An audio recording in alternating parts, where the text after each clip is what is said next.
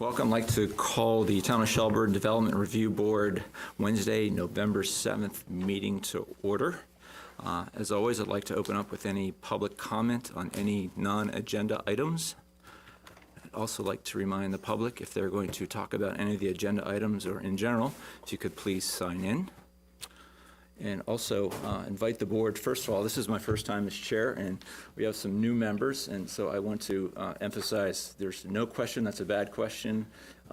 Welcome a lot of comments, questions, anything to stir conversation, so don't be shy, anyone. Not that we are. Thanks. All right. Okay, any conflict of interest with any of the agenda items? Yeah, Yeah, I'll need to recuse myself from item 7. Okay. Very good. All right, first order of business is to review and approve the minutes from last session. I did a scan and a quick read. Did anyone have any comments, questions, or concerns, or recommendations for modification? Make a motion to approve the minutes of October 17th as written. Second. All those in favor? Aye. All right, minutes approved.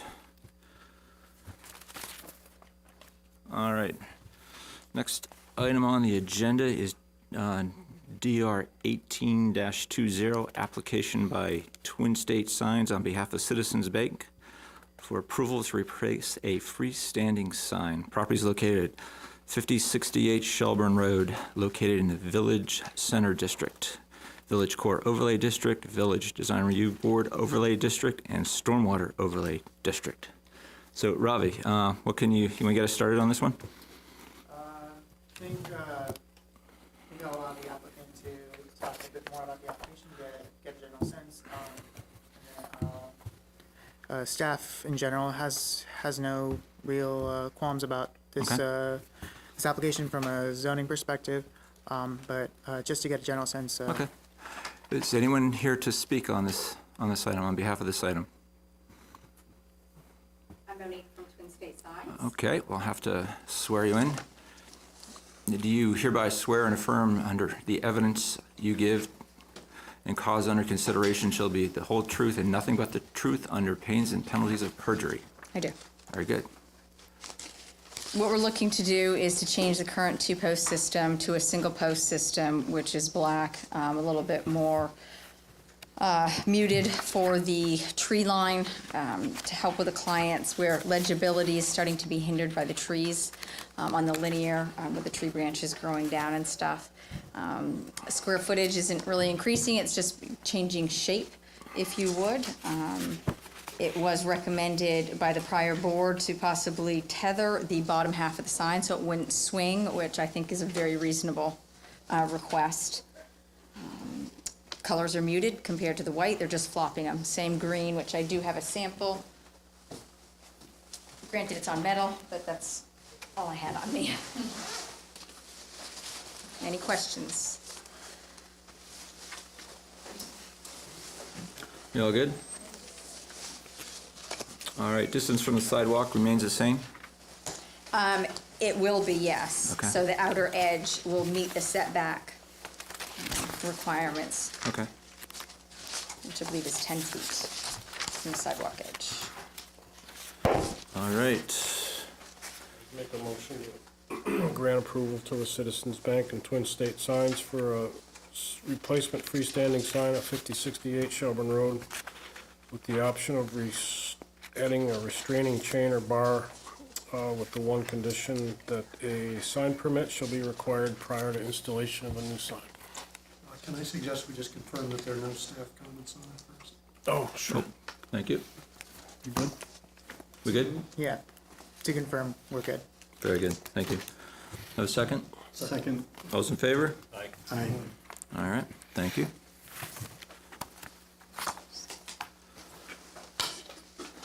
Next on the agenda, another sign application. Okay, this is application CU 18-08, application by Great Big Graphics on behalf of Vermont Department of Liquor and Lottery Division of Liquor Control. And NIMRAH-LCC. I'm not even going to try to pronounce that. Conditional use approval to modification of an existing non-conforming sign, properties at 2659 Shelburne Road, located in the mixed-use district and stormwater overlay district. Do we have anyone here to talk about this application? Yes. Very good. Can you introduce yourself and I'll swear you in? My name is Teresa Barrows, and I'm with the Vermont Department of Liquor and Lottery. Welcome. Do you hereby swear or affirm that the evidence you give in the cause and consideration shall be the whole truth and nothing but the truth under pains and penalties of perjury? Yes, I do. Thank you. So what can you tell us? The Department of Liquor and Lottery, Division of Liquor Control, is looking to modernize its signs around the state. And the sign that is currently there is green with Vermont State Liquor Outlet. We're trying to move away from the name outlet and change it to Vermont Liquor Store with an 802 Spirits logo on it. So the sign will be not changing in size or shape. The bottom of the sign will still be green with a different logo on it.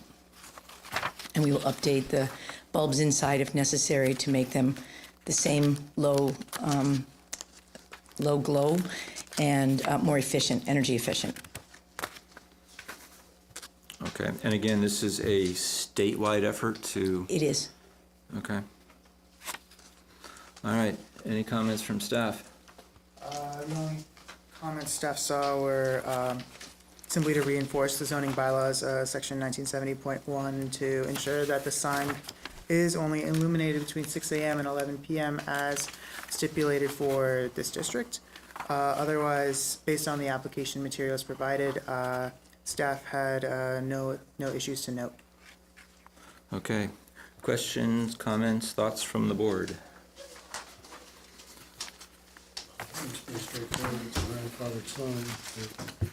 The only thing they're really changing is the lettering, although I agree with staff's recommendation that we ought to explicitly limit the hours it's illuminated. Okay.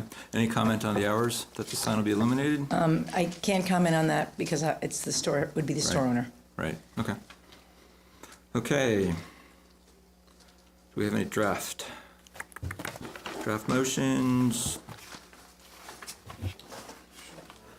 We're good to make a motion to move to finalize the record and close the hearing for application CU 18-08 and a motion for approval as written. Second. All those in favor? Aye. Very good. Thank you. Thank you.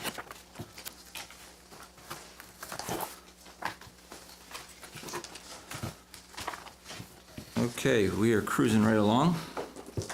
Next application is SUB 17-02.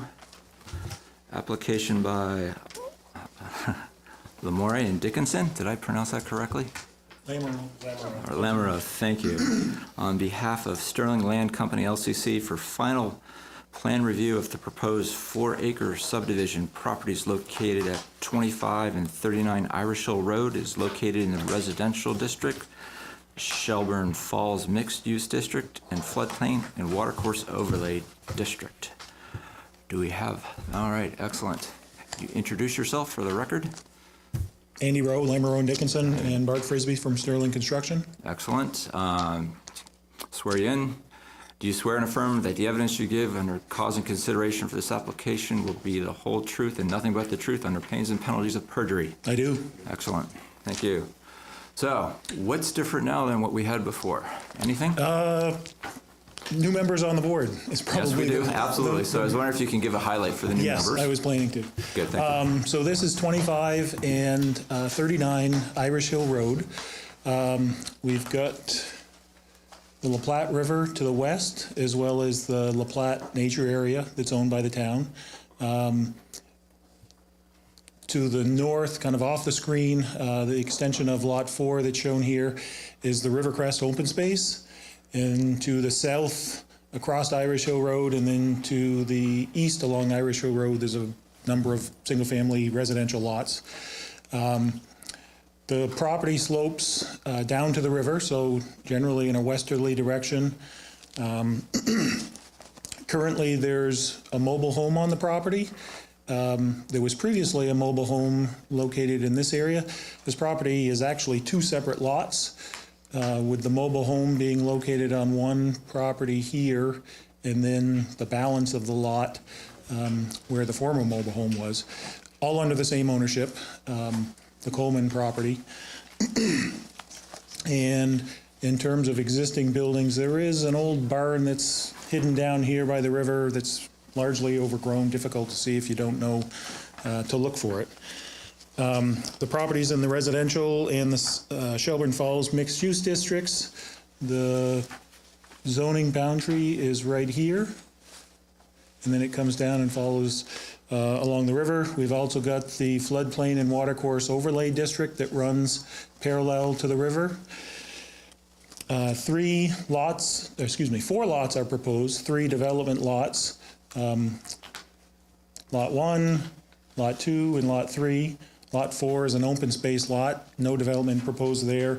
And the 3 lots that are proposed for development are generally to the south of a stream that bisects the property. So development is to the south of the stream. There's no crossing of that stream proposed. The open space, Lot 4, is to the north. Mill River Lane is the proposed name of the private road that would provide access to all 3 lots. There's also a sidewalk proposed along the frontage on Irish Hill Road, as well as a pedestrian easement along Mill River Lane so that you can get from the sidewalk to the open space in the back. The open space is proposed to be conveyed to the town. The select board is going to be considering that next week. In terms of changes, they're fairly few, and they were made in response to the board's conditions of preliminary approval. Not included on the plans, but there were no changes to the stormwater system. Stormwater maintenance is addressed in the declaration. All of the draft legal documents were provided to staff for review. At preliminary, we had talked about adding a hidden drive sign up Irish Hill Road for traffic coming down the hill with the addition of this drive, even though it met the site distance requirements, adding that hidden drive, both for the new drive, but also for some of the existing drives that were already there, would improve awareness. So that has been added to the plans. At preliminary, we talked with the board about adding a turnaround here in response to the fire department comments, in addition to the ability to turn around in the individual driveways. We added this area here. We also widened the shoulders. There were previously proposed 2 10-foot lanes with 1-foot shoulders. Again, as we discussed with the board at preliminary, those shoulders were widened out to 2 feet on each side. So a 10-foot lane, a 2-foot shoulder, total of 24 feet from edge of shoulder to edge of shoulder. Both of those, both the turnaround and the width, were in response to comments from the fire department. The fire department had also commented about adding a hydrant along Mill River Lane. We had talked with the board about the fact that there's an existing hydrant right there on the frontage of Irish Hill Road on this property, and that the distance from that hydrant, if you measured along the edge of the road all the way back to the furthest duplex, it was about 400 feet. Again, we proposed that the existing hydrant was sufficient. We looked at the NFPA 1 standard, and the maximum spacing that is recommended by NFPA 1 for hydrants is 600 feet. Again, we've got 400 feet if you measure from that hydrant along basically the whole hose lay length from the road, from the building along the edge of the road back to the existing hydrant. We had a fair amount of discussion with the board about vegetation management and the floodplain and watercourse overlay. We've revised the notes to basically have no vegetation management in that area other than removal of dead or dying trees that might threaten one of the 3 duplexes. As I mentioned before, Lot 4 is proposed to be conveyed by the town. The applicant has had a couple of meetings with the Natural Resources Committee and has obtained their recommendation to go to the Select Board, the Conservation Committee, supporting that, that the town take that property, acquire that property from the applicant, and that will be considered by the Select Board next week. We also added a note about removal of the barn. as well as some of the other debris that is in the area of development to be removed. That was discussed with the board and was a condition of preliminary approval. Some of that is actually already underway by the current landowner. And lastly, the sewer comments that were provided by Chris Robinson are already reflected in the plans. They were reflected in the plans that we had submitted for preliminary. He had a couple of comments regarding the existing sewer service that would be reused to serve the closest duplex to Irish Hill Road. And again, those comments were already addressed and included in the preliminary plans and are also reflected in the final plans before you.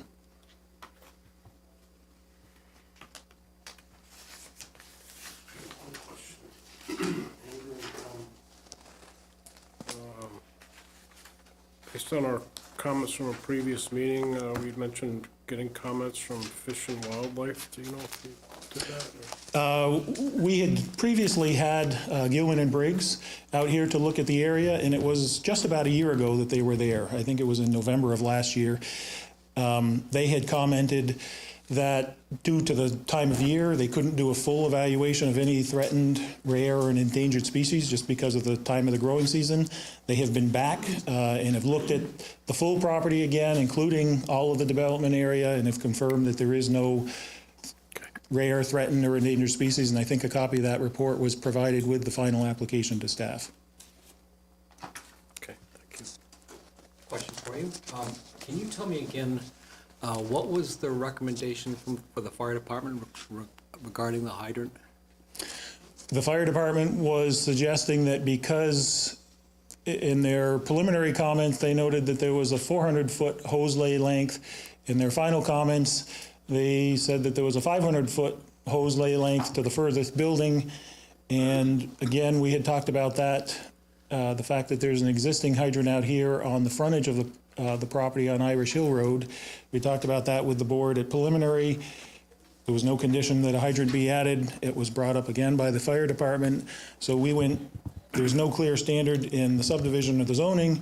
We went to the NFPA 1, which is, I don't believe it's adopted by the town, but it's often either It's adopted. adopted by the state of Vermont. Yeah. What is that standard? National Fire Protection. Yeah, it's 600 feet. 600 feet from the hydrant to the closest point on the building, max spacing. So my comment on that would be is that, you know, that may be a maximum by NFPA 1, but the authority having jurisdiction can actually supersede that and request differently. So I guess I'd just like to know, does the fire department now concur that being within that maximum is okay, or are they still, would they still request something differently? They're requesting something less, but no standard has been established by the fire department. If we're going to follow a standard, Well, you know, I'll respectfully disagree that the fire department is the authority having jurisdiction here, and they can request something differently, not differently than what's in NFPA. I agree. In any of the NFPA documents. David, strange name, subdivision regulations, section 940, subpoint 3, regarding water and with fire services. It specifically says that, let's see if I can find it, to quote it, that fire hydrants and spacing, water pressure levels, and other aspects of fire protection systems shall be designed and installed in accordance with applicable codes identified by the Shelburne Fire Chief in all areas served by municipal water at no expense to the town. The fire chief in both memorandums has not provided the applicable codes and standards that would justify the installation of a hydrant where suggested. Yeah, if the regulation says it has to be based on a code. Yes, so the state of Vermont, any municipality in the state of Vermont is governed by, you know, say NFPA 1, that's adopted 101, et cetera. And so that's the standard documentation, but if you want to refer to those documents, you will find that the authority having jurisdiction, and it could be the town of Vermont or the Division of Life Safety in Vermont, come and say, I would like otherwise. So They couldn't say 1,000 feet is okay, they can't exceed the code, but they can actually provide something that's more rigorous. So would So that I be think- similar to our fire chief saying, If the fire chief says, I want it to be in there, and I don't care that it's less than 600, then he has the the Authority. right to do that. Okay, thank you. And so I would just like to know, what is his Good final question. opinion on that? So what do we have written from the chief, or what has he? We have a memorandum that was provided towards the end. Second to last. Yes, that was, yes. I believe so. There it is, okay. But as the applicant, we're trying to conform with a standard, and I understand the AHJ having the ability to recommend something less, but Yeah, we're also trying to conform with a standard or a An code, inch and a half water line you're installing? correct? Okay. I understand what you're saying. You are in conformance with the code, but the authority of having jurisdiction has the authority to request otherwise. It's the law. But without a clear standard, is it going to be He doesn't need to have a Uniformly. standard. So he could ask can- for he- anything? From his He professional, could have a hydrant in front of every building? Oh, could you introduce yourself so we can swear you in? I'm sorry, I'm Bart Frisbee. I'm Oh, we did swear you in, that's right. Yeah, you did swear in, right? I did. thought so, yeah, that's okay. So, isn't there a question of whether it's a reasonable request? So, I mean, here's our job is to make sure that what gets approved is safe. And so I'd hate to have, God forbid, fire happen down there and all of a sudden they don't have enough water pressure because they only have one hydrant. And all of a sudden now we get blowback because, well, we thought about it, we said, no, don't want to do that. and my position would be is, I'm hearing that our chief, in his professional opinion, feels that it's needed. And even though the code specifies a maximum of 600 feet, if he says, I'd like it at 400 feet, then he certainly has the right to request that. Okay. And that would stand up in a court of law. So I would just like to know, what did he ask for? And I don't think that we can supersede his request. Clearly, he's the authority. He is the authority. Absolutely. Okay, thank you. Anything Can I else? just ask Ravi to read the text of 903A again? 940 subpoint 3 states, fire hydrants and spacing, water pressure levels, and other aspects of fire protection systems shall be designed and installed in accordance with applicable codes identified by the Shelburne Fire Chief in all areas served by municipal water at no expense to the town. This can also be found on page 8 of my staff report. And that code says maximum. Okay. Right? So that does not supersede NFPA 1. And you're saying that it's within maximum, so it meets code, and it does. But the fire chief, The way NFPA reads is, shall not exceed 600 feet. And it also says the maximum distance between fire hydrants shall not exceed 800 feet. That's a little weird.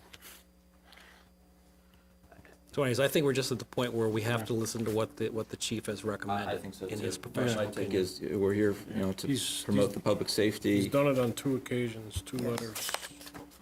Yeah. One in Staff would like to January, note that one in the memorandums for the distance are inconsistent. In one memorandum, one suggests 400 feet of hoseley, and then the other one's, the most recent one says Says 500 500. feet of hoseley. But is it pretty clear, though, that the fire chief can supersede all those as the authority? No, I'll tell you, that's not the way I hear the regulations. no, it would be The the, regulations yeah. say that you have to Yes. find a code that authorizes something less than 600 feet. No one's read anything. Yeah. That's not the way it works. The code said maximum of 600 feet. The Maximum. maximum distance between hydrants Yep. and a house can be 600 feet.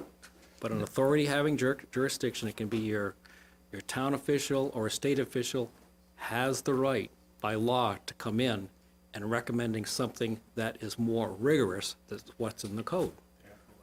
That's the way it works. Okay. They have the last say. At the end of the day, the board has the final. It's our call. Yeah. Okay. Yes. It's our call. That's And fine. my call would be is, I support what our fire chief is recommending. I could not supersede that. I understand. Okay.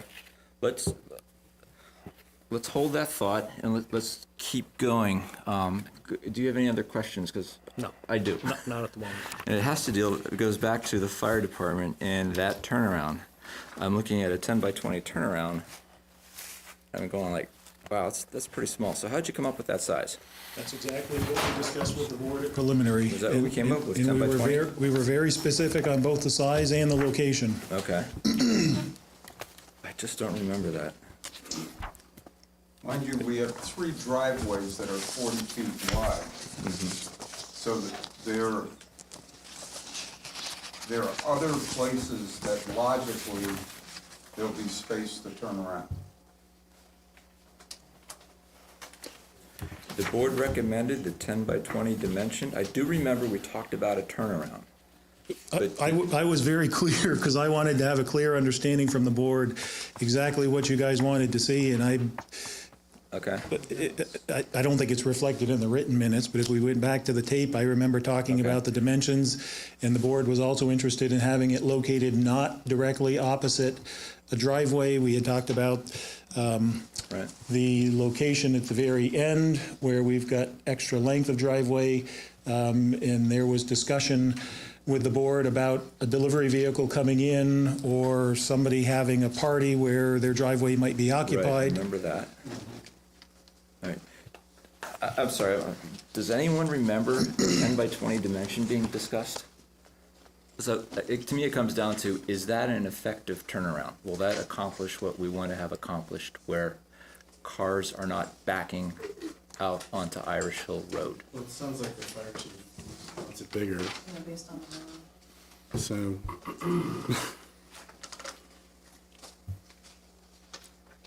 I would support that. They're looking for 30-foot deep by 20 feet wide.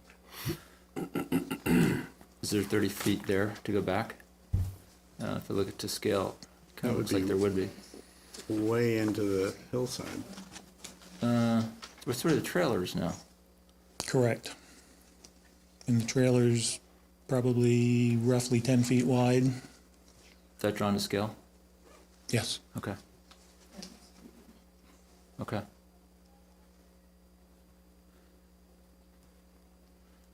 Okay. Any other thoughts, comments, questions from the board? My recollection of the turnaround here was sort of a compromise between backing into the driveways and having some additional space available.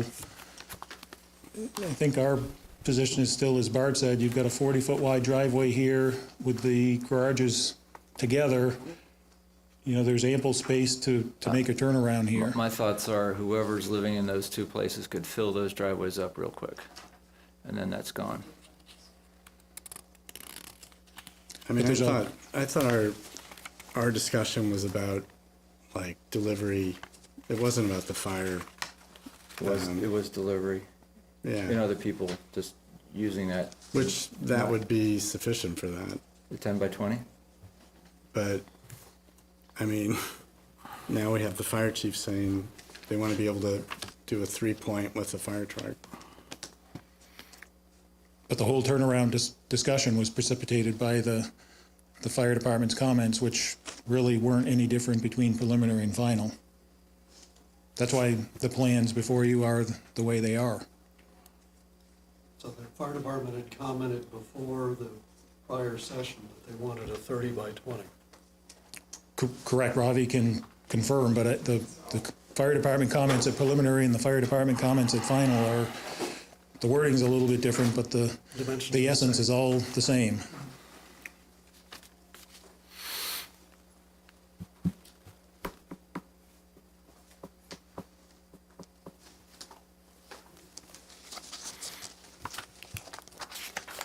Ravi, do you have access to the fire department's comments through the different, has it changed between preliminary and final, or? So in your packets, both comments are in there. They're almost, Yeah, second to last. and Yeah.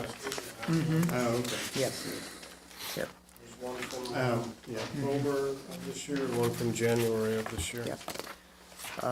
Regarding from preliminary plan, I'm sure, Andy, you could probably corroborate this too, as you were there, compared to me. With the agenda, from the minutes, from my understanding, this was, the roadway width was well discussed at preliminary plan and decided upon that the current roadway width that's proposed is what was suggested by the board and what was agreed upon.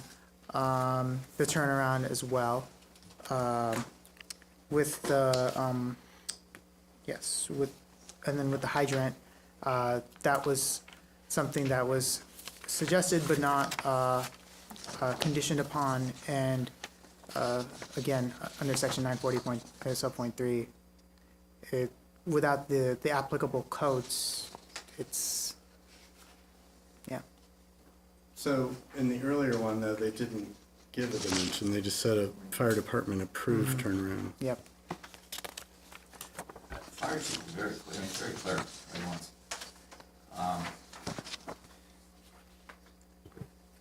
You know, he's looking for a 30 by 20. Okay. All right. Any other things we want to talk about? What's the topography for where that's going? Is that pretty flat in there, Andy? It looks like it's pretty flat. Total maps kind There of. is some slope upward to the east. I mean, everything is sloping to the west. There's not a, Are these 2-foot contours? Yep. yes. Okay. So, So it's about 2 feet. pretty flat there, so it'd be like a 1-foot cut. I mean, there's nothing saying that extent, if you extended that it can't follow the existing. Doesn't have to be dead flat. You don't want it to be Grade dead wouldn't flat. prohibit it.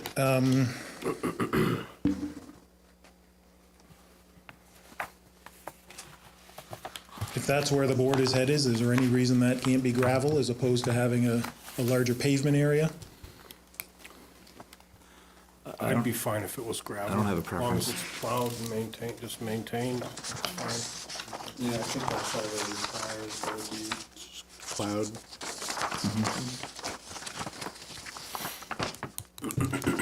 Okay. Is there anything else the applicant would like to state, comment on? Not at this time, no. Okay, any other further questions from the board? All right, so this is for final. So I've got one other question on items, below items 6 and 7,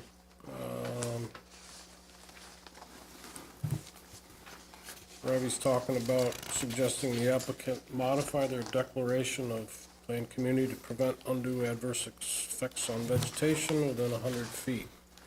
So you're suggesting that there's some language in, that their agreement is amended to reflect that, Ravi? It's on page 6, like underneath items 6 and Yeah. 7. Yes, this, with condition number 7 specifically from preliminary plan approval, I mean, this is something that staff can enforce, potentially. This is something that staff had recommended at, or discussed at preliminary plan, the DRB had discussed at preliminary plan. But we think that just to reinforce this condition, the board might consider having this type of language included in their, in the declaration of planned community, in any covenants, just to, just so that any future property owner is clear of that cutting is not allowed. It is in the declaration that you have, and it is written on page 10 in the declaration that you have in front of you.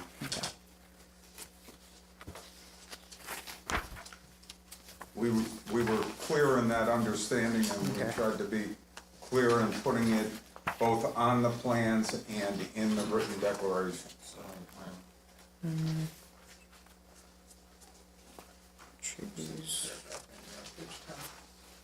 It's in Article 3, Section C on page 10. Yeah. Thank you.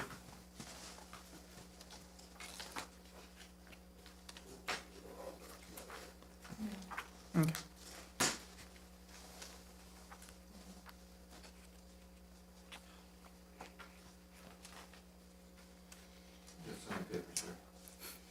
You're almost there.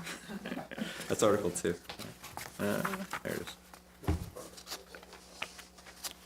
Junk vehicles, landscaping, or damaged, okay. Okay, Works for me. you good? Okay, and it is in, I thought I saw it here on one It's of on these. sheet 1 of the plans, all the way on the left-hand side too, I believe. Okay. All right, any other questions, comments, thoughts from the board? I would just like to elaborate a little bit more on the request from the fire department. So as one that works quite extensively with the various codes, NFPA 1, 101, State of Vermont Division of Life Safety, and work on a regular basis with authorities having jurisdictions, I don't see how we cannot support our authority having jurisdiction. It was clearly stated in both of his letters that he wants another hydrant. And his request is certainly within code.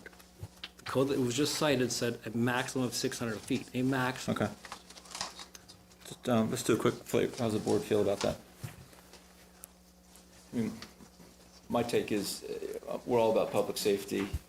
The fire chief, you know, he's kind of saying, here's what he wants as the authority. He wants the hydrant, and he wants a bigger turnaround. And my thoughts are, that's what he's recommending. Who am I to say that's not a good thing? So Correct. that would be my take, but. We don't have the what's your authority take? to overrule him. Right. I think the turnaround is exactly the way you described. I'm concerned about the language in the local regulation that seems to say that he can require hydrants, but they have to be in conformity with the code. Yeah. If you take the code is a maximum of 600 feet, so anything under 600 feet is fine, then he could require a hydrant at each house. And I don't think that would be seriously entertained. Right. Now, to be clear, I'm not expressing a view on what's safe as a matter of fire safety. As to, on that issue, I defer to the fire chief 100%. He's the expert on what's Right. safe and unsafe. Right. I have no view on that. Okay. I'm concerned about accepting his undoubtedly correct safety assessment in the context of the language in the regulation. That's my only concern. Okay. Okay. I think an issue here is, John, is that if you read NFPA 1, if you haven't been so lucky as to have to plow through that, there's a big, long section about authority having jurisdiction, and it's basically blankets. It covers virtually everything that the authority having jurisdiction can And change. as long as So it's implicit in the code. that they- As long as that's the way it's Yeah. universally It is. accepted, or at least accepted in It Vermont, is. then we're fine. It is That stated as such. isn't the plain English reaction that I would have, but I'm a guy that hasn't dealt with fire codes much, and I'll defer to the board members that have. Yeah, I agree, I have the same reaction, but understanding how the NFPA states it explicitly, then that seems acceptable at that point. Okay. Anything else? Yes, sir. I agree with Mr. Hillman and Mr. Samet that the NFPA standards include a lot of leeway on, I'm not sure of anything that would be out of their ability to modify as the authority having jurisdiction. I think the difficulty that it places the applicant in is when we look at certain standards or codes, because of the flexibility that the NFPA offers to the authority having jurisdiction, everything is up to the authority having jurisdiction's interpretation or flexibility. And as the applicant, Correct, and that's why the DRB is here to kind of figure out what we want to recommend, what we want to sign off on. I just make that point because as the applicant, we're trying to follow a standard, but And you have followed the standard, but I'm just saying that, and I've been an applicant also. You can follow the standard, but if the fire chief or whatever comes in and says, I want that wall to be pink, okay. Okay. What I'd like to, so this is final. I think what I want to do, and I think I want to close the evidential part of the hearing. Then I think we should take this offline and deliberate our final decision. Okay? How do I do that? How do we do that? Sorry. Before. Oh, thank you. Public comment. Public comment from anyone. I love you guys. Thanks. All right. Before going in to deliberation, usually standard practice with Shelburne's Development Review Board is to suggest possible conditions of approval, and those are clearly stated in the recommendations. However, certain conditions of approval should be considered, having talked to the applicant and after putting out the staff report that with one possible condition of approval, especially if with Lot 4 under discussion by the select board, that that a condition must state that Lot 4 that the Shelburne Select Board must approve the plans for that must approve. You can help me out here because you have the precise language here, Bart. Yeah, and that's going to go into a written. Yep. Yeah, that's fine. Okay. That is what you and I had talked Yeah. about. Thank you. There were two items in the suggested wording that I Okay. Yeah. Yeah, staff has thought through these proposals that the applicant has suggested, discussed it, and we're fine with it. Okay. Good.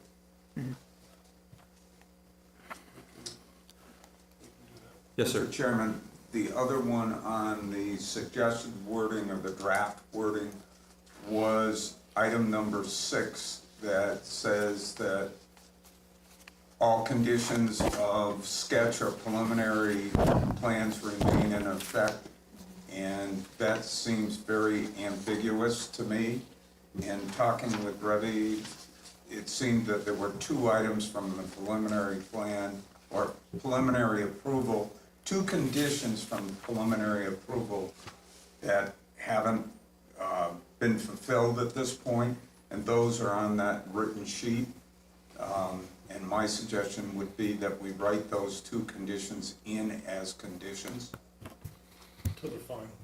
Correct. Yeah. Correct. Make it easier that way. Yeah. Be It's be clear. concise, put those 2 Yeah. in. Looking, because you don't tend to look back to the previous decisions. So you're Yeah. suggesting then that 5 and 6 from the preliminary are included in this, Yes, I've reworded them just below that a You little just- bit, Yeah. but tuned them up a little bit, okay.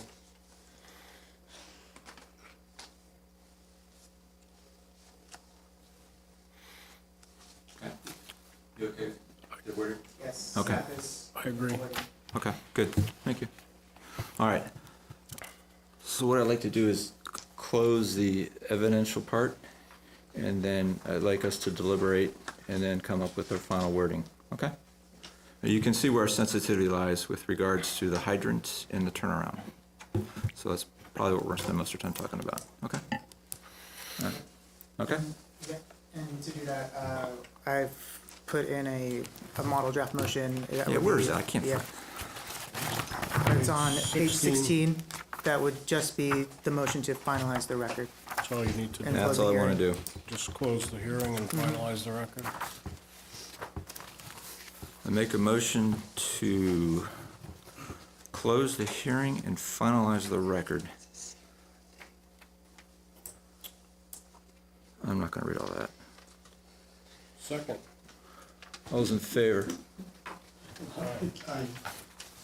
All right. So we'll deliberate and we'll give you the final wording. You can see where our points of discussion are gonna be. Thank you. Thank you.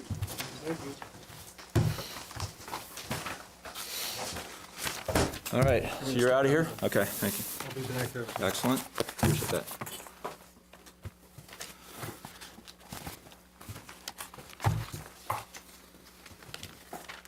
Okay, next application is application SUB 18-03, application by Civil Engineering Associates on behalf of Elizabeth Wally for sketch plan review of a 9-lot residential plan unit development. Property is located at 1348 Irish Hill Road. It is located in the Rural District and the Stormwater Overlay District. Is anyone here to talk about this? Hello, could you introduce yourself for the record and I'll swear you in? Very good. I'm Dave Marshall from Civil Engineering Associates. Hello, Dave. Do you hereby swear and affirm that the evidence you give and causing consideration for this application will be the whole truth and nothing but the truth under pains and penalties of perjury? I do. Thank you. What can you tell us about this? Very good. Approximately 2 years ago, we appeared before the board for a pre-application review of this particular proposed rural mixed-use plan unit development. And to orient you a little bit as far as what's up on the screen here, we have upper portions of Irish Hill Road intersecting with Dorset Street, and north is straight up on this particular plan. In this particular case, the parcel holding is approximately 83 acres, and basically outlined primarily by Irish Hill Road itself, portions of Dorset Street, and then along the previously subdivided lands on the south side, as well as the subdivided lands on the west side of this particular parcel. The existing home is situated in the middle. There's an accessory structure here, a very long one. And in this particular case, the applicant is seeking approval for a 9-lot subdivision. The application that's before the board is very similar to the one that was reviewed approximately 2 years ago, in which we sought, and the intent of the pre-application review by the board is to provide content and direction to the applicant in regards to how to move forward with the formal first sketch plan phase. So it's kind of a pre-sketch application, and out of all that, the original application had shown 2 lots bordering the western portion of the property, 2 lots coming off of a common driveway off of Irish Hill Road. There were 2 lots on the east side and coming off of Dorset Street, and there were 2 lots that basically occupied this area as well as this particular area. This application has actually consolidated this particular proposed house site out into this cluster right at this particular location, and has also started to bring some of these proposed building locations a little bit closer together as part of an acknowledged goal of identifying building envelopes and specifically tree clearing limits, consistent with what the board asked for originally, as well as what staff report has highly recommended it as part of the process in moving forward.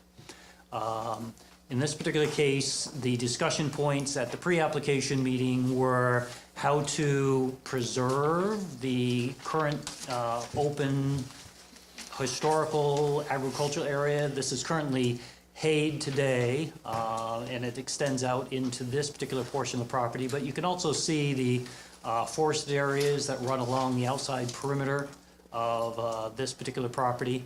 The reason these are forested is primarily because of the presence of ledge. Otherwise, the farmers would have probably been tilling that area also. So in this particular case, one of the discussion points and guidelines set forth in the rural PUD standards is that we seek and look to preserve as much of these open spaces as possible. So the concepts of this particular application is actually to set the buildings within the forested areas and to preserve the open space as much as possible. These 3 sit on the edge of the wooded area, kind of overlooking the meadow. It's very pleasant as far as that's concerned.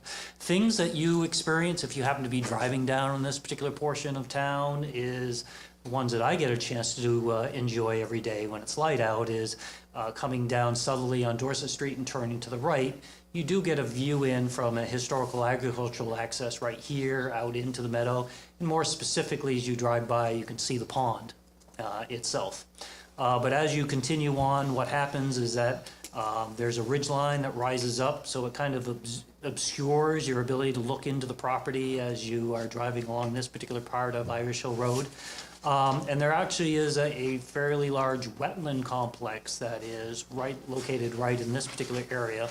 This is one that was previously requested to be studied by UVM for, oh, I'm sorry, I don't remember which type of frog, but it had peeper in its name. So nonetheless, it was an area of interest. They didn't happen to find anything significant, but nonetheless, it was an area that seemed to be suitable for preservation, and it's one area that this particular application doesn't propose any activities in general proximity to. Each one of these particular proposed driveway entrance points, we've reviewed in the field with Paul Goodrich to basically confirm site distances are adequate at each one of the locations. We know that the existing driveway is deficient and that it needs some additional clearing on the west side in order to basically provide adequate site distances. Because if you happen to be driving this regularly, there's kind of a rise right in this particular location coming out of the low point, and it creates kind of a blind spot. So what we're looking to do is basically remove some of the loose ledge that's adjacent to the driveway to basically improve the sight lines. Not shown on this particular plan, but would be a component of future preliminary plat application, in which we start to add the detail to this particular concept in regards to the subdivision of the property. As far as density, the lands are encumbered by not only Class 2 wetlands, but also by some steep slopes. That reduces the development potential from its 83 divided by 5 to approximately 70 acres divided by 5, or 14 units. This application is proposing 9 residential units associated with it, and we've actually found capacity on-site wastewater disposal capacity for 11 units. So again, in this particular case, the applicant is seeking something that balances its development potential, but not to the max. One of the comments from Revy, or I should say staff, was that with regard to the open space, based on the fact that this application did not come back before you in a timely manner, doesn't mean we have to go back and start over again, but it appears that the Planning Commission has entertained some new rules in regards to the required open space. So right now, this particular application proposes approximately 37 acres of open space that would be conserved through an open space agreement with the town. That would need to be improved by approximately 1/3 more in order to meet the 60% standard that has been floated out by the Planning Commission as part of improvements to the existing zoning bylaw. So what we would be looking at doing is perhaps expanding this particular location, as well as perhaps including this area here, which we just mentioned has that particular wetland characteristics and currently is probably the largest forested portion of the property. The mixed-use PUD is required to maintain a 75-foot perimeter, undisturbed area for all intents and purposes. The applicant's not proposing to do anything in those perimeter areas other than the driveway entrance points as part of that. Things we specifically, again, worked with, let's say we had 3 members. Mr. Hillman, you weren't here, but Jeff was, Mark, and Jeff P. They were part of the original group 2 years ago that reviewed this, and there are meeting minutes that staff included in the staff report. And again, what we focused on was, how do we achieve the goals of preserving the open components, while at the same time not working so hard that we're kind of defeating the purposes. So that's again why we tried to utilize existing street infrastructure, or existing driveways for that matter, to create the access points into these proposed home sites, to again try to minimize the amount of formal infrastructure. If you could imagine a subdivision road, similar to what the other adjacent subdivisions do, that would create a very different concept as far as this particular site. So again, we've tried to utilize existing infrastructure to basically minimize the amount of intrusion into the environment. This particular open space area in here was drawn specifically to, again, not only preserve the open meadow area, but also to avoid the single-family lot configurations.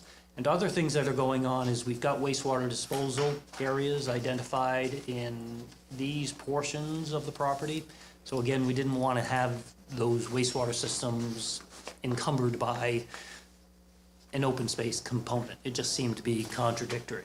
So, but what we do need to work harder on is ultimately figuring out a way to improve this by about a third as far as the amount of proposed open space, as well as if there's a way to make them contiguous, again, that was again a recommendation of staff, then that's the direction that we need to work harder on. So in this particular case, it's kind of hard to see this. Revy, I don't know if we can zoom in on different parts of the site, and that might allow us to kind of see things a bit better through the ortho photo that is underlaid on this particular plan. So this is a good start where, again, this is the existing driveway to Betsy's house, and coming off the driveway are two proposed home sites that, again, sit outside of the open meadow area. And again, we can stay right here. As we move in the easterly direction on Irish Hill Road, we have a common driveway that comes in and splits off and basically provides access to three proposed home sites that would benefit from some southerly access as far as solar gain perhaps, but at the same time also sits right on the edge of the ledge outcrops that again are typical of the forested area, but also try to minimize the impacts on the open component within the main body of the property. Now if we can, hand over to the right, this represents again the proposed driveway coming off of Dorset Street, in which we would site something, a proposed home at this particular location, lot 7, and then again trying to get homes using trees as actually a buffer. We have the last home site, well, I take that back, we have the 8th out of the 9th home site here, and then Revy, if you can just move this up a tad, this is where we had a proposed home site when we had the initial pre-application review with the board. This one has been eliminated primarily because of its remoteness and the intent of perhaps keeping some of this area less encumbered. An interesting thing that came up in our review of the natural resource mapping of the area is that the state of Vermont provides a planning tool to towns when it comes to habitat areas, contiguous forest areas. So when you go and take a look at a big picture, you don't have to do anything here, Revy. You will see these particular mapped areas with scales of 1 to 10. It happens to be in the application package. But nonetheless, one thing that struck us here is that the state didn't identify any of these forested areas on the property as having that particular habitat core value, primarily because it had been fragmented by so much of the development that's occurred around this particular property. So we will have this discussion with the Natural Resources Committee in detail again. We did appear with them 2 years ago for a similar discussion, but nonetheless, we will do this again in order to get everybody's input on the ideas of this particular application. But nonetheless, with all of that being the background, we came forward with an application that we felt was more sensitive than the one we had reviewed with the board before. And we're all ears to obviously making anything better. And out of all that, I think I've said enough for now. Thank you, Dave. Comment from the public. Would anyone like to speak to this application or this proposal? Could you, let's just do a mass swearing. If you could all stand up, raise your right hand. You guys swear to affirm to tell the truth and the evidence for this application under consideration, be the whole truth and nothing but the truth under pains and penalties of perjury? We do. Awesome, thank you. Okay, Gail, you want to get us started? I just wanted to say on behalf of the Natural Resources Committee, and I hadn't seen this before, although I do remember our meeting 2 years ago, that we had certainly requested that there be a minimum of intrusion on the forested area. When the original or current town plan was written, I think there were words in the plan that spoke to hiding the homes in the forest, but as we've learned more about water quality and the value of trees in mitigating stormwater, it's become more and more important, and I think the new town plan will speak to trying to avoid the forested areas. So I do appreciate what Dave has said and done since we saw this originally, and I'd have to look forward to talking with you again to see those changes and get a better understanding of how much intrusion there is on the forested area. Okay, thank you. Ravi, quick question. Do you know where the town plan is going with regards to open space? In here, I saw you, it was said 33% total acreage. Dave indicated that number's going up. Yeah, so that number comes from a proposal from the Planning Commission to amend the zoning bylaws to increase the percentage of open space to 60% for all PUDs in the residential district. It's strictly for zoning bylaws, but it's something that's been floated around. It's not something that can be enforced at this moment. Right. And it's not something that is regulatory in any way, in shape, or Okay, form. got it. With the open space, I'm sure Gail probably knows more than I do about where the comprehensive plan is going with that aspect. Okay, you said residential. Did you mean rural? PUD rural, yes. Thank you. Thank Okay. you. Okay. Okay, thanks. If I can just follow up with that, that was one frustration that the Natural Resources Committee expressed with us, is the language in the rural PUD. It actually specifically says, put your homes in the wooded areas as opposed to the open areas. So it was one of those things that I know that the Natural Resources Committee has worked very hard to minimize fragmentation of forested areas. And it was specifically requirements and the regulations that not forced us, but basically coaxed us or told us that where homes should be put in these particular type of rural PUDs. So that was just a very interesting, frustrating component of how the rules are written and how hard the Natural Resources Committee works to basically preserve the resources in town. So. Got it. Thank you. Who would like to go next? Come on up. So I made copies of some of my notes. Would you like them? Sure, could you introduce yourself? My name is Dave Parmalee. My wife Lori and I live at 39 Heather Lane, which abuts Lot 2 on that map. It's on the western side of Thank you.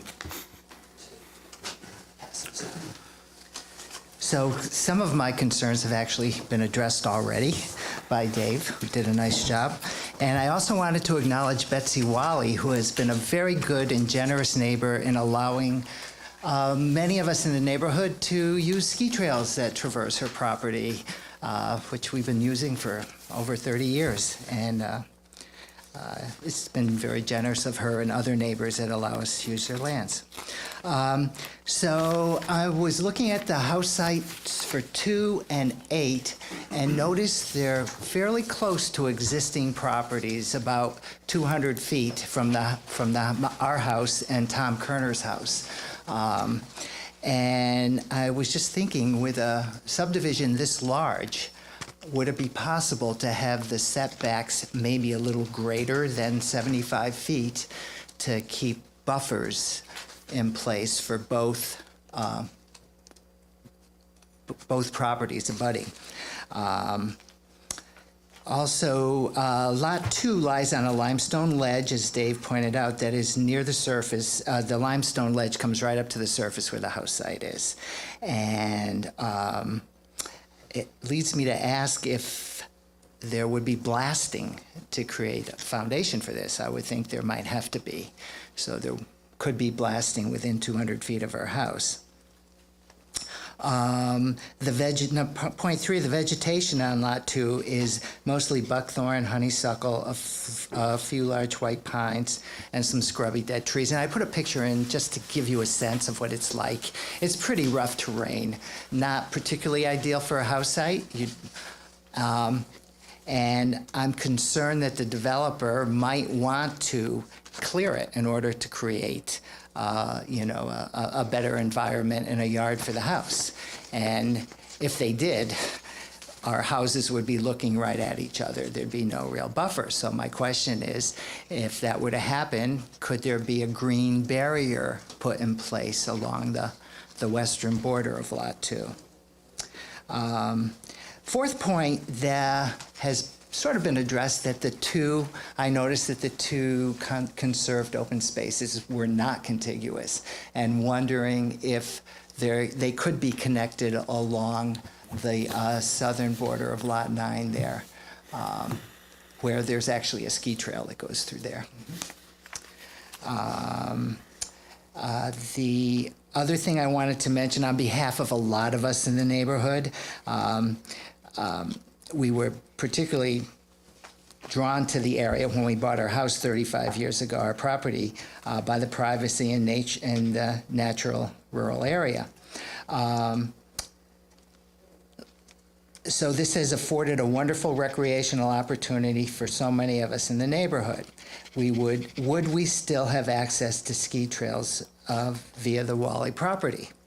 Is something I'd like to know, if Betsy would continue to allow that, and if there's a way to create a connector from like the properties on Heather Lane. Right now, the one connector we have is an old horse path that goes right on the south side of Lot 2, but that is where the proposed driveway for Lot 2 is. So we would have to find another way to access those properties. And that's it. Okay, thank you. Yes, sir. My name is Ed Canary. I'm here with my wife, Susan, and I only have a safety point or a safety question to point out. As it's proposed, the driveway, if you look at the intersection of Dorset Street and Pond Road or Irish Hill, right there, there's a driveway which is proposed to come out, just come a little bit south. Right there? Well, is that where it is? Yep, that's The it. hill, that road drops off. Yep. And having lived there now for 30 years, I know the accident record of that Four Corners. And so looking at that driveway coming in, I can't tell where it's coming in as it relates to that drop off on that hill, but it's precipitous. And my question is, has that been looked at from the standpoint of safety for traffic going from north to south on Irish Hill Road? Dave, could you comment to that? Yes, very much a concern. We looked at a couple of different ideas as far as locations that would provide adequate sight distances, whether it be down in the hole down below and try to come back out of the hole into the site, or whether we actually put it up at the top to where we can basically see in both directions. So ultimately, that's where we reviewed that, or Paul Goodrich recommended that we proceed with, is this particular location that would provide, again, a sight line in both directions before you get on the side hill that goes down into the hole. So good observations and very much a concern in regards to that location. And there aren't too many other locations that would be suitable as far as that particular proposed driveway cut because of those existing conditions. Okay, so what you're saying is you did think about that from a safety perspective, you got the town involved, and you feel that that's probably the best spot right where you're showing right there. Is that correct? Well stated. Thank you. Okay. Who would like to go next? Oh, you have to wait, Gail. You have to wait for a second round. My name's Jeff Beer. I live on Heather Lane at 139, so next to Lot 3. And I guess I have more of a question than a statement, but it seems with 80-some-odd acres that the number of houses that are 75 feet from neighbors' property is tricky. Or I question is whether that's a requirement from you guys or whether that's the development decision, and whether the building envelope conversation can take place, especially for 2, 3, and 8, but 2 and 3 as it relates to me, because my house will see both of them, whether those houses can be set closer to the open space, much like the 3 that are accessed off of Irish Hill, as opposed to set back 75 feet from existing homes that have been there for a long time. All right, let's address that question. Ravi, what is the setback in the rural district? free buffer setback for PUDs in the rural district is 75 feet at least. Okay, This is from section 1930.3, subpoint A3. okay, Of course, this can be modified per the DRB's discretion if the applicant wants less, if the applicant wants more. But 75 feet is what is stated in the bylaws. that's within our discretion to adjust that? Well, so with PUDs, you do have the applicant does have flexibility with the buffers, with the setbacks. It just depends on what's being proposed and what's being designed. Okay, But standard usually for PUDs in the residential, in the rural district, again, PUDs in the rural district, 75 feet. okay. Dave, do you have any comment to the setback and the lot, building envelope in Lot 2 or Lot 3 at this point in time? Yeah, I think, you know, it will come down, we'll provide some additional guidance in regards to what the topography, you know, makes sense as far as building locations and ultimately what the proposed clearing limits would be. I think that'll help at least answer some of the questions in regards to retention of buffers between the proposed homes and the existing homes. You know, as far as separation distances, those are all things that we can work with Betsy on. Although I know that her family is looking at this particular one, so they've already identified kind of an idea of where they'd like to put the house that complies with the zoning bylaw. So, you know, this is the challenge as far as how a previous subdivision that basically doesn't have any clearing, or I should say any buffering or trees, is asking for this particular project to, you know, Right.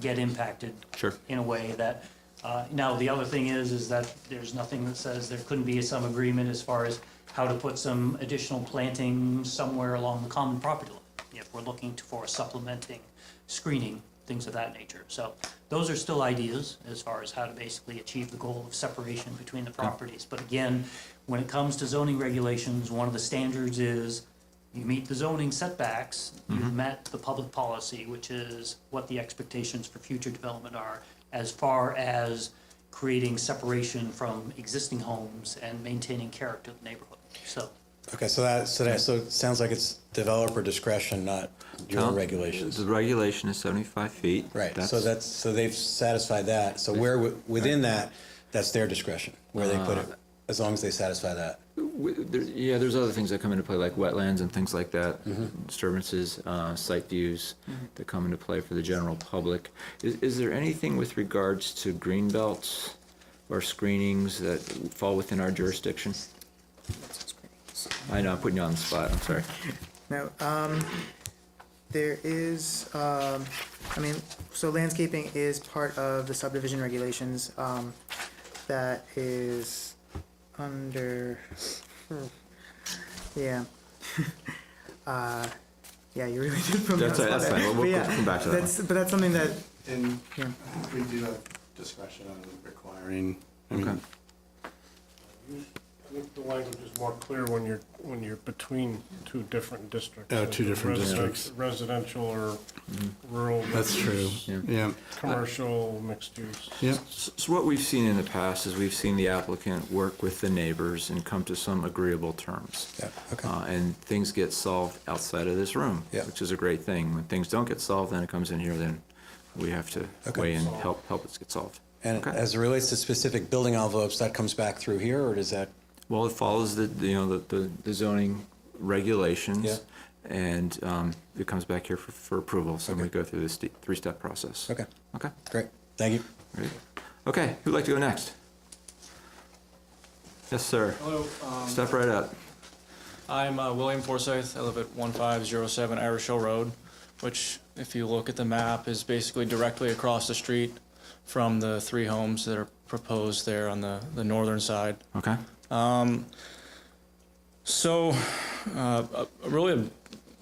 Probably the biggest concern I have is the wooded area. It's kind of a unique wooded area in that the fact that it has quite a bit of wet area down on the northern side, which is on the down the slope, and it's a very old growth forested area, which means basically there's very little undergrowth and it's very almost sparsely populated.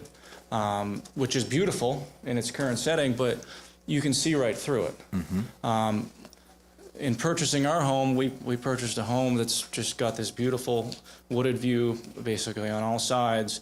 And I'm very concerned that the way the property across the street is set, it goes very, very much uphill to almost a ridge line at the top. And if you look closely and you zoom in and you look at the contour lines, the three homes are basically proposed right on top of the ridge line, with a maximum height of 35 feet.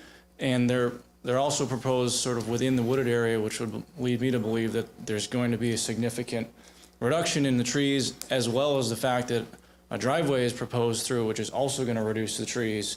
So a very thin, older growth forest is going to be reduced, and thus the view from Irish Hill Road is going to be drastically impacted to this, in my opinion. I haven't seen the actual house plans, but 3 homes on top of a ridge line right across the street. On top of that, if you're coming south on Dorset and you turn onto Irish Hill, I would encourage anyone to actually do this. The very first thing you see is right up that sloping meadow along that ridge line, and there are now going to be 3 homes right there in front of you when you turn onto Irish Hill from Dorset. So that's another big concern of mine. So in saying this, some of the things that I would propose and hope could maybe happen would be, I think it's a good idea to keep the homes along the wood line because it keeps them out of the meadow, but I don't know why they couldn't be pushed further to the south, which would accomplish 2 things. It would reduce the number of trees that have to be removed, and it would put them slightly over the ridge line, reducing the view from Irish Hill, and in my opinion, not really changing the view from the corner of Dorset, because they're still along the edge of that hillside there. I also had thought, I know it's a PUD, so I know that they're not subject to the same 5-acre minimums that rural is, which makes perfect sense. My concern is that those 3 lots are anywhere from like 2.5 to 3.5 size plots. I don't see why they couldn't be reduced to 2 and make them slightly larger, which would make them a little bit more in keeping with the rural district. They're still less than 5 acres, but it's, in my opinion, a little bit more reasonable for the area. And it also sounds like if they're going to take into consideration increasing the amount of acreage that's set aside, you could accomplish some of that goal as well by reducing the number of lots that are there.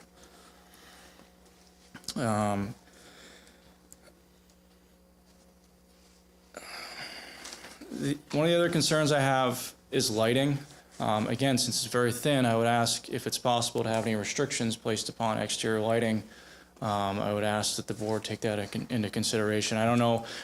Since it's a PUD, I don't know if the board has the ability to make those types of restrictions, but I would ask that that be considered in the review.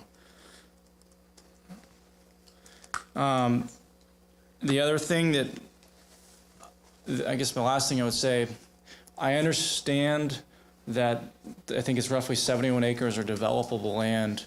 I understand doing the math and saying it could support 14, but I guess septic related it could be 11. I just don't like the idea of more or less using that as a justification to say, well, we're only going to do 9 even though we could do 11. Well, you're not really proposing to do this based upon the rural rules, meaning 5-acre lots. You're proposing a PUD. So I just don't like the fact that we're kind of using this as like an excuse to say, oh, but we're only proposing 9 when we really could do 11. Well, I just don't like mixing the rules in that regard, and I could be wrong in my interpretation. That's just how I read it. That's all I have, and thank you for your time. Thank you. Next. I'm David Diaz. I live at the corner of Irish Hill and Dorset, the northwest corner, and I completely concur with what William said. I think this project is simply too large for the rural character of the area. It's going to completely change the look, the feel, the noise level, the population level, the traffic level, the light level. It is an unusual area. It's surrounded by land that's been subdivided on one end, and on the other end you get onto Pond Road and the very, very rural area there. This is kind of a keystone that defines the character of this part of Shelburne, and it will change irrevocably with this plan. William, I think, is completely correct in the three houses along the ridge line. They're immediately visible as you turn the corner. That's a subdivision. That's not rural land any longer. It's a suburban site. And moving them to the south, as he indicates, would probably improve the view through the woods, but they would be even more noticeable from the road. I truly don't know what the board's authority is. If the board has the authority to reduce the number of houses, I don't know how these things work, but that would be my advice. Today, I read the Shelburne Town comprehensive plan from 2016 as regards development in rural areas. And I'd like to read a little bit. I just took some notes, so if you'd humor me here. The proposed subdivision falls entirely within town rural area. The Shelburne Comprehensive Plan states that in cases of rural development, quote, it is the town's policy to discourage growth in the rural area in favor of development in the growth area. The plan also states, quote, some of the rural area has experienced residential development that is not consistent with the overall character. It is the town's policy that these residential areas shall not be expanded and that additional development shall be limited in order to minimize the infringement on the rural qualities of the town. The term policy, which I emphasized in the foregoing quotations, is defined in the prologue to the plan. Policy is defined as a directive which is, quote, specific, clear, unqualified, unambiguous, and mandatory. Thus, the specific, unqualified, mandatory directive of our plan is to minimize growth in rural areas, and this is defined as a rural area. The comprehensive plan does not prohibit rural development, but at every turn it directs us toward limiting the scope. Quote, while some development is anticipated, it should be limited, of low density, and should give very high priority to identifying and preventing undue adverse impact on scenic and natural features and resources. The next sentence underscores this sentiment. Quote, the density and intensity of uses in the rural area shall be distinctly lower than in the growth area. In outlining separate development zones, the rural area is defined as, quote, the lowest residential density, a space, quote, in conjunction with conservation area where much of the town's conservation efforts are to be focused. The applicant's parcel could, by acreage, apparently accommodate as many as 14 homes, and William also brought this up, and I think he did it well. The proposal calls for 9 homes. 9 of 14 is 64%. The reduction from 14 homes to 9, or a change from 100% development to 64% development, I believe, is insufficient to fit within the directives of the Comprehensive Plan of 2014. The plan repeatedly and emphatically 2016, the plan repeatedly and emphatically calls for, quote, distinctively lower development, for, quote, very high priority toward natural preservation, toward a rural area which is, quote, the focus of our conservation efforts. We know the policies are intended to be employed forcefully because elsewhere in the plan, the policy is defined, as I said, as a specific, unqualified, and mandatory directive. I don't believe there's any fair reading of the town plan document with its repeated emphasis on limited and low-density development that could be satisfied with 64% development within this rural area. The choices of the Development Review Board will result in changes that are permanent and binding upon the character and future of our town. We have only to look at neighboring towns to see the permanent loss of rural agrarian inheritances that we all love.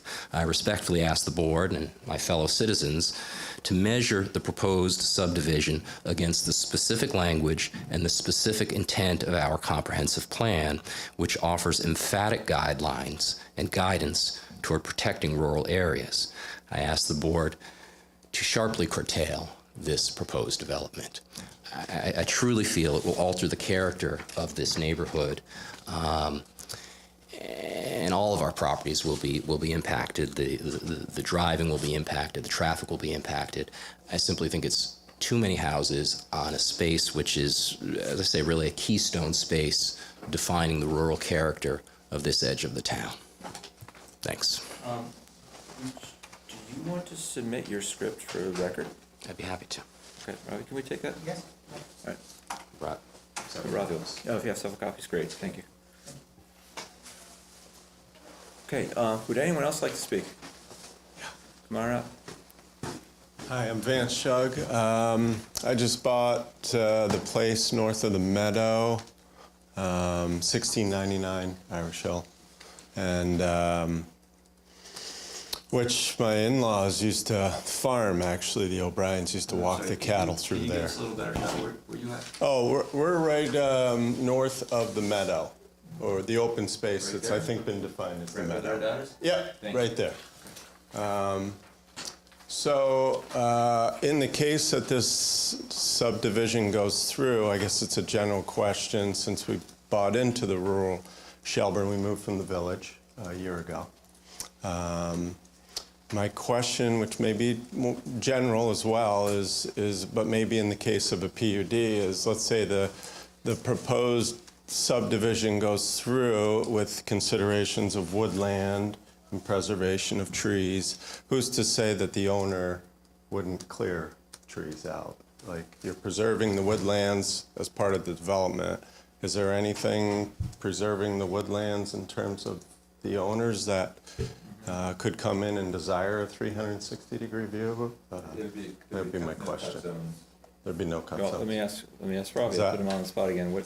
So that's my question. What type of limitations could be put on the lots?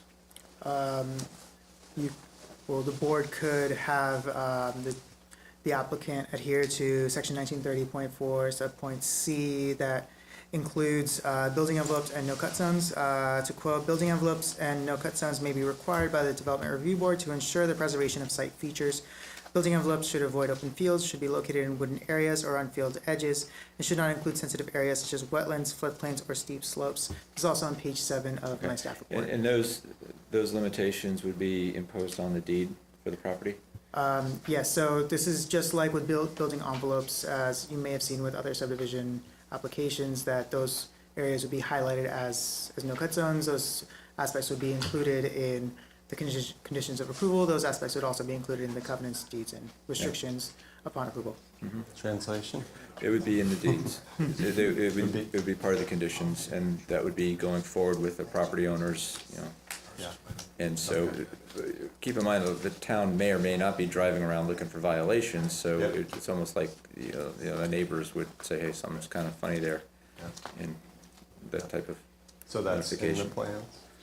It could be. I mean, this is preliminary. So this is the Oh. first time we've been. Sketch plans. Oh, okay. Yeah, it's very early. So Okay, you're- so this you're is a in question ground for zero. way down the road. Two more by get to. Okay. Yeah. All right, thank you.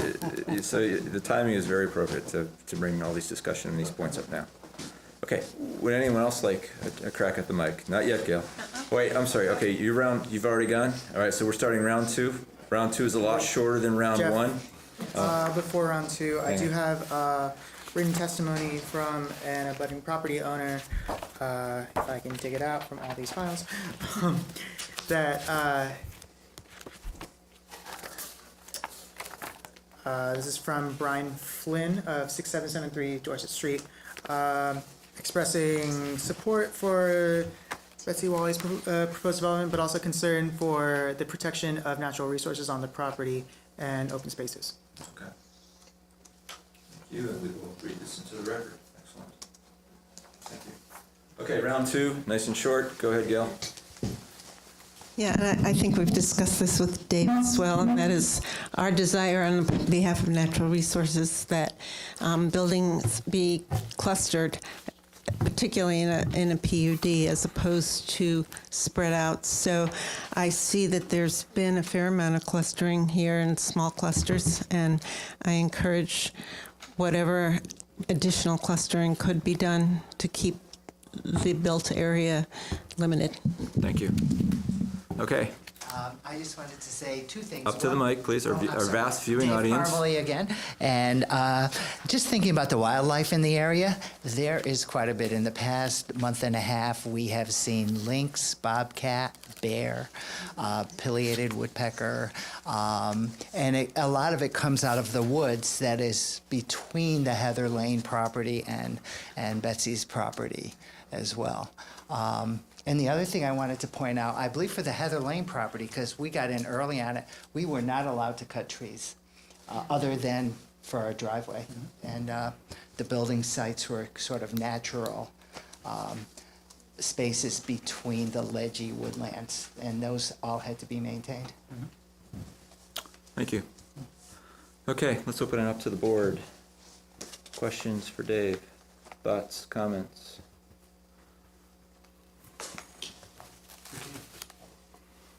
I think he's heard the concerns of quite a few abutting property owners. I think we've heard some good testimony here.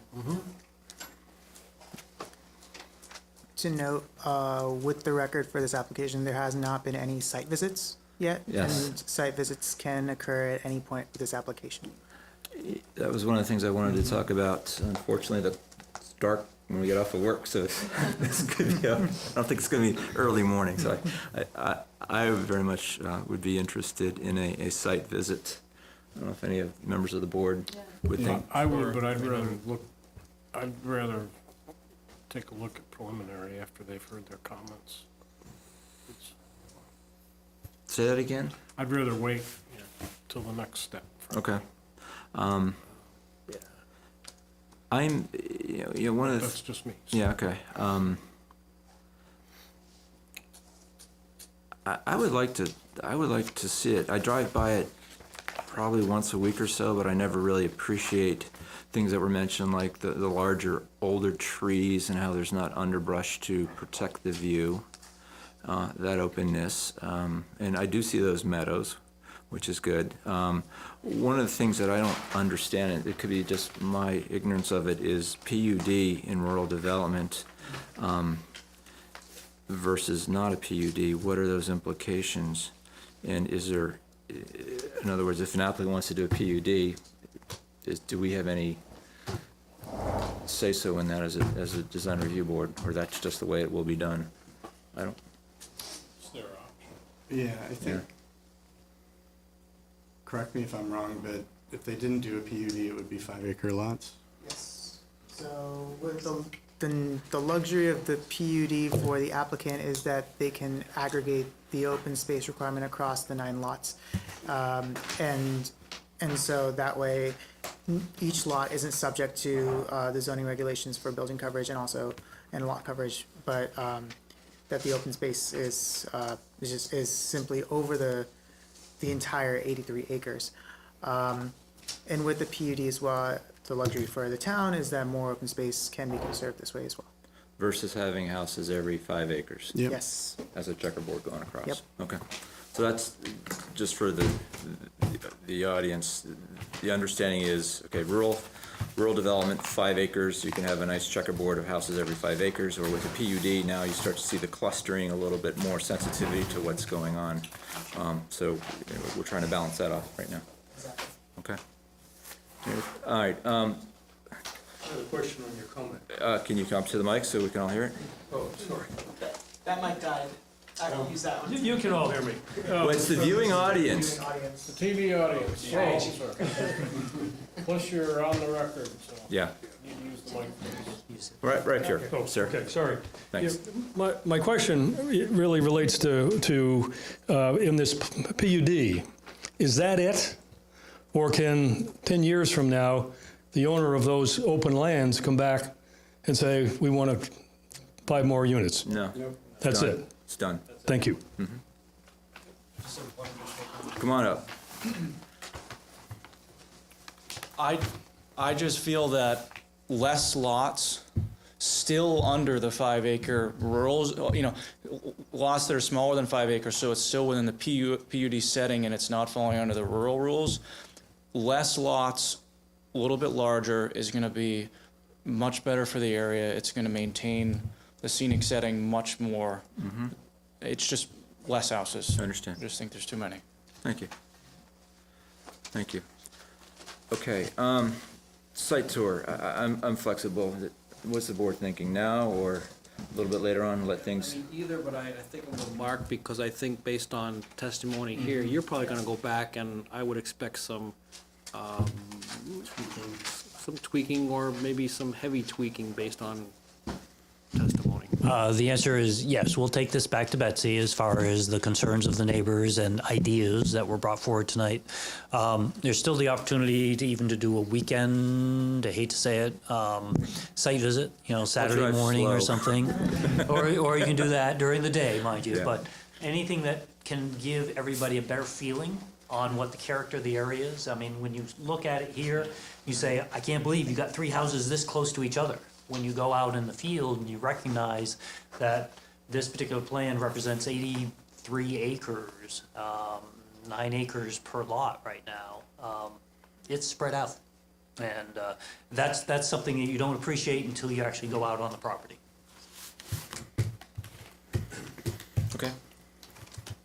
I'm flexible, I'll go either, whatever the pleasure of the board is. There is merit to letting them have a crack at it. Yeah, I agree. Because a lot of things kind of get worked out, and we've seen that in the past, particularly with Dave Marshall, the way he works his magic. Okay, so for tonight, are we in a position where we want to continue with sketch, or are we good to close it? What's the flavor of the board on this? I think we should continue it. Okay. Continue it to let Dave work over and come back with a revised sketch? Yep, we have to do it, we have to continue it to a date specific. Right, exactly. Okay. All right, so Dave, how much time do you think you'd need with the applicant and the neighbors? Betsy's out of town for the next week, Okay. so that kind of puts us at a disadvantage of trying to do something quickly. We have Thanksgiving coming up, which won't be happening. We wouldn't be Yeah. able to do anything Right. until December anyways. The next 2 meetings are December 5th and December 19th. Okay. How do you feel about the 5th and the 19th, or do you want to go into January? Let's try the 5th. Okay. And if we're successful, we'll get everything into staff in time. If Okay. not, we'll have to ask for a continuance to Okay. the 19th. Okay. December 5th. Do we feel okay about classifying this as a major subdivision? I would make the motion to classify this as a major subdivision. Do I have a second? Second. All's in favor? Aye. Aye, okay. Make a motion to continue application to the December 5th, 2018 meeting. With the recommendation the applicant work with the neighbors and the landowner to see if any refinement or modifications can be made to sketch plan. Second. All those in favor? Aye. Aye. Okay, Thank you for your time. all right, thank you, sir. Will the neighbors of the property need to be notified again when the business is commenced, or can we expect it to be commenced, discussion to be continued? It'll be warned, correct? With continued applications, generally, it isn't warned unless the DRB chooses to reopen a hearing. However, I was just about to say, please put your emails on the sign-in sheet, so that way I can notify you 1 week prior to the meeting, and provide all the documents that I can, and feel free to let me know if you have any questions. Is further commentary welcome at subsequent meetings, or? Sure, of course. Yeah. That's fine. Yes. Yeah. Unless otherwise changed, we're planning to rehear this on the 5th. Right. of December. Yes, correct. Okay. Do we want to get John? Yes. Thank you.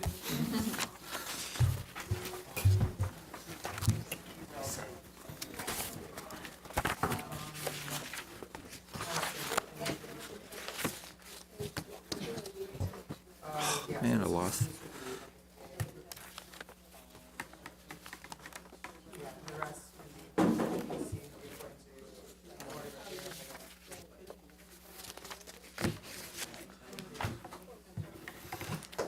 Us too.